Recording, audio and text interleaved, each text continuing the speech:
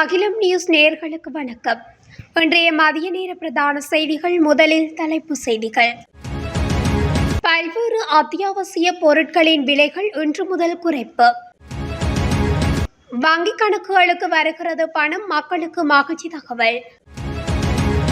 நாட்டில் மோசமடையும் தேங்காய் தட்டுப்பாடு, அரசிடம் விடுக்கப்பட்ட கோரிக்கை. இலங்கையின் ஒழுங்கமைக்கப்பட்ட குற்றங்கள், ராணுவ மேஜர் உட்பட்ட அதிகாரிகள் கைது.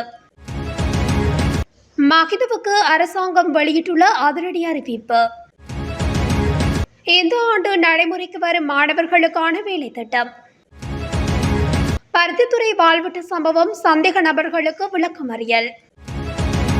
கட்டுநாய்க்கு விமான நிலையத்தில் காத்திருந்த போலீசாரிடம் சிக்கிய மோசடியாளர். புதிய வாகனங்களின் விலை குறித்து ஜனாதிபதி வழங்கியுள்ள தகவல். தொடர்பான விரிவான செய்திகள்.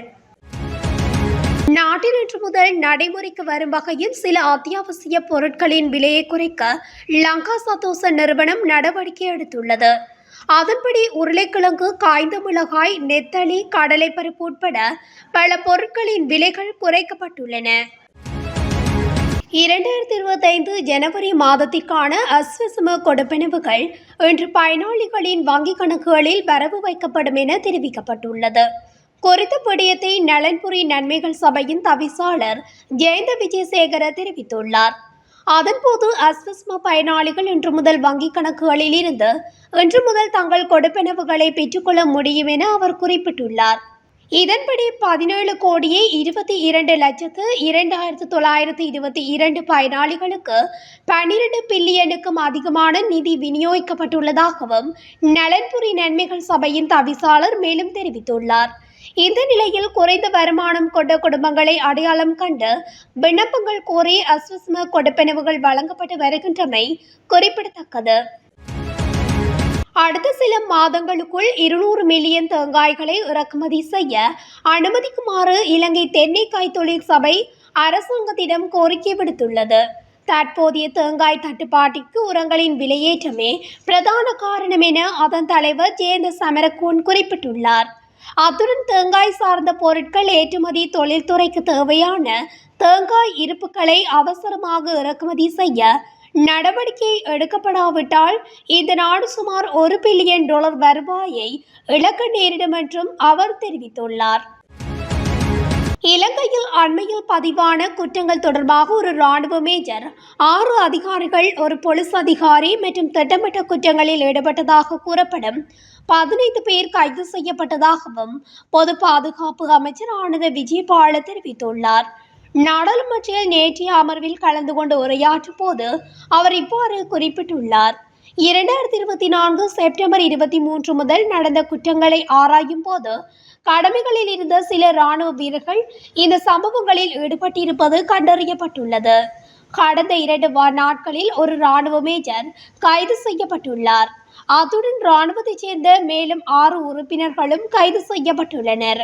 ஒரு போலீஸ் அதிகாரி கைது செய்யப்பட்டுள்ளதோடு ஒரு சிவில் பாதுகாப்பு அதிகாரியும் கைது செய்யப்பட்டுள்ளார்.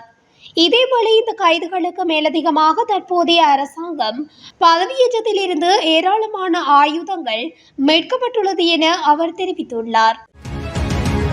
வெளியேறுமாறு கேட்கப்படும் வரை காத்திருக்காமல் முன்னாள் ஜனாதிபதி மஹிந்த ராஜபக்ச தாம் தங்கியுள்ள வீட்டை விட்டு வெளியேறுவது நல்லது என்று அமைச்சரவை பேச்சாளர் நலிந்த ஜேதிச தெரிவித்துள்ளார். ஜனாதிபதி உரிமைகள் சட்டத்தின் விதிகளை அவர் புரிந்து கொண்டால் அவர் இவ்வாறு செய்ய வேண்டும் என்று அமைச்சர் ஜேதிச குறிப்பிட்டுள்ளார். முன்னாள் ஜனாதிபதிகள் தங்கள் சம்பளத்தில் 1/3 பங்கிற்கு உரிமையுடையவர்கள் என்று சட்டம் தெளிவாக கூறுகிறது என அமைச்சரவை முடிவுகளை அறிவிக்கும் வாராந்த மாநாட்டில் அவர் தெரிவித்துள்ளார். இந்நிலையில் முன்னாள் ஜனாதிபதி மஹிந்த ராஜபக்ச இந்த சட்டத்தை நடைமுறைப்படுத்திய அரசாங்கங்களில் இருந்துள்ளார். எனவே கேட்டுக்கொள்ளும் வரை காத்திருக்காமல் அவர் வெளியேறுவது நல்லது என்று அமைச்சர் குறிப்பிட்டுள்ளார். மேலும் அரசியல்வாதிகளின் சலுகைகளை ஒழிக்கவும் மற்றும் அரசியல்வாதிகளால் மக்களுக்கு ஏற்பட்டுள்ள சுமையை குறைக்கவும் பொதுமக்கள் அரசாங்கத்திற்கு ஆணையை வழங்கியுள்ளதால் இந்த விதி அனைவருக்கும் பொருந்தும் என்றும் அமைச்சர் ஜேதிச தெரிவித்துள்ளமை குறிப்பிடத்தக்கது. பாடசாலை மாணவர்களுக்கு உணவு வழங்குவதற்காக அரசு போசாக்கு வேலை திட்டத்தை திட்டமிட்ட வகையில் 2025 ஆண்டில் நடைமுறைப்படுத்த நடவடிக்கை எடுக்கப்பட்டுள்ளது.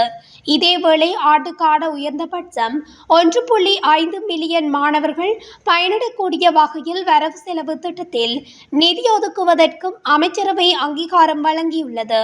இது தொடர்பாக நடைபெற்ற அமைச்சரவையில் கல்வி, உயர்கல்வி மற்றும் தொழிற்கல்வி அமைச்சராக பிரதமர் சமர்ப்பித்துள்ள யோசனைக்கு அமைச்சரவையினால் இவ்வாறு அங்கீகாரம் வழங்கப்பட்டுள்ளது.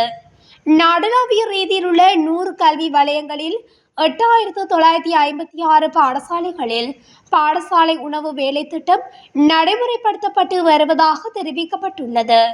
இதற்கமைய தற்போது 1 தொடக்கம் 5 வரையான வகுப்புகளில் மாணவர்கள் தொகை 100க்கும் குறைவான அனைத்து அரசு பாடசாலைகளில் உள்ள மாணவர்களுக்கு வழங்கப்பட உள்ளது. மேலும் விசேட கல்வி பிரிவு அல்லது விசேட கல்வி பாடசாலைகளில் உள்ள மாணவர்கள் மற்றும் தெரிவு செய்யப்பட்ட பிரிவினாக்களில் உள்ள மாணவர்கள் உள்ளடங்கலாக 1.4 மில்லியன் மாணவர்களுக்கு இந்த திட்டம் வழங்கப்பட உள்ளது. யாழ்ப்பாணம் பருத்தித்துறையில் தேசிய மக்கள் சக்தியின் ஆதரவாளர்கள் மீது நடத்தப்பட்ட வாள்வெட்டு தாக்குதல் சம்பவத்துடன் தொடர்புடைய சந்தேக நபர்கள் 3 விளக்கமறியலில் வைக்குமாறு நேற்றைய தினம் பருத்தித்துறை நீதவான் நீதிமன்றம் உத்தரவிட்டுள்ளது. கடந்த புதன்கிழமை பருத்தித்துறை கொட்டடி பகுதியில் தேசிய மக்கள் சக்தியின் ஆதரவாளர்கள் மீது நடத்தப்பட்ட வாள்வெட்டு தாக்குதல் சம்பவம் தொடர்பில் செய்யப்பட்ட முறைப்பாட்டின் அடிப்படையில் தேடப்பட்டு வந்த சந்தேக நபர்கள் 3 போலீசில் சரணடைந்திருந்தனர். சட்டத்தரணி ஒருவர் மூலம் மேற்படி 3 சந்தேக நபர்களும் நேற்று முன்தினம் பருத்தித்துறை போலீஸ் நிலையத்தில் சரணடைந்திருந்தனர். இந்நிலையில் 3 சந்தேக நபர்களையும் போலீசார் நேற்று பருத்தித்துறை நீதவான் நீதிமன்றத்தில் முற்படுத்தினர்.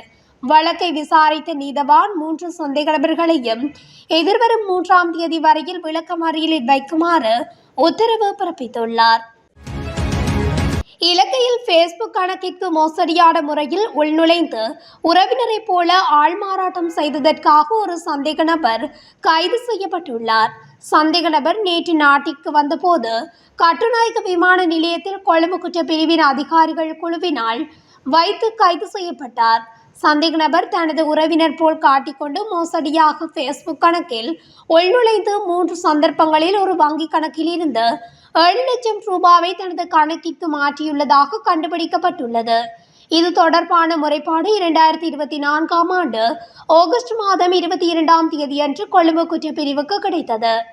அதன் பின்னர் சம்பந்தப்பட்ட கணக்குகளை சோதனையிட்ட போது சந்தேக நபரை போலீசார் அடையாளம் கண்டுள்ளனர்.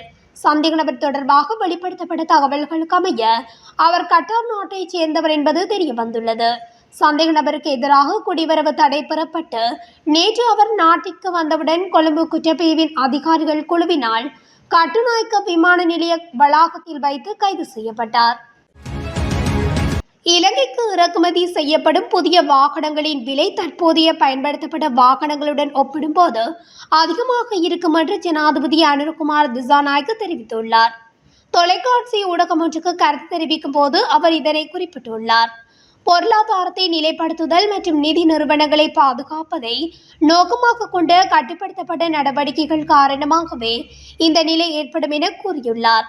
பயன்படுத்தப்பட்ட வாகன விலைகளின் குறிப்பிடத்தக்க வீழ்ச்சி வங்கிகள் மற்றும் குத்தகை நிறுவனங்களில் கடுமையான விளைவுகளை ஏற்படுத்தக்கூடும். இது நிதி நெருக்கடிக்கு வழிவகுக்கும் என்றும் ஜனாதிபதி எச்சரிக்கை விடுத்துள்ளார். அத்துடன் அந்நிய செலாவணி இருப்புகளை திறம்பட நிர்வகிக்க 2025ஆம் ஆண்டில் வாகன இறக்குமதிக்கு 1.2 பில்லியன் டாலர்களை ஒதுக்க அரசாங்கம் திட்டமிட்டுள்ளது. மற்றொரு பொருளாதார நெருக்கடியை தூண்டக்கூடிய வெளிநாட்டு இருப்புகள் குறைவதை தடுக்க வாகன இறக்குமதிக்கான வரம்புகளை பராமரிப்பது முக்கியமானது. ஒழுங்குபடுத்தப்படாத இறக்குமதிகள் நமது வெளிநாட்டு டாலர் இருப்புகளை முழுவதுமாக குறைக்கக்கூடும். இந்த நடவடிக்கைகள் மற்றும் வரையறுக்கப்பட்ட இறக்குமதி காரணமாக பயன்படுத்தப்பட்ட மாற்று வாகனங்களுடன் ஒப்பிடும்போது புதிய வாகனங்களுக்கான விலைகள் அதிகரிக்கும் என சுட்டிக்காட்டியுள்ளார். இத்துடன் அகிலம் நியூஸின் இன்றைய மதிய நேர பிரதான செய்திகள் நிறைவடைகின்றன. தொடர்ச்சியாக செய்திகளை அறிந்து கொள்ள அகிலம் நியூஸ் ஊடகத்துடன் இணைந்திருங்கள். நன்றி, வணக்கம்.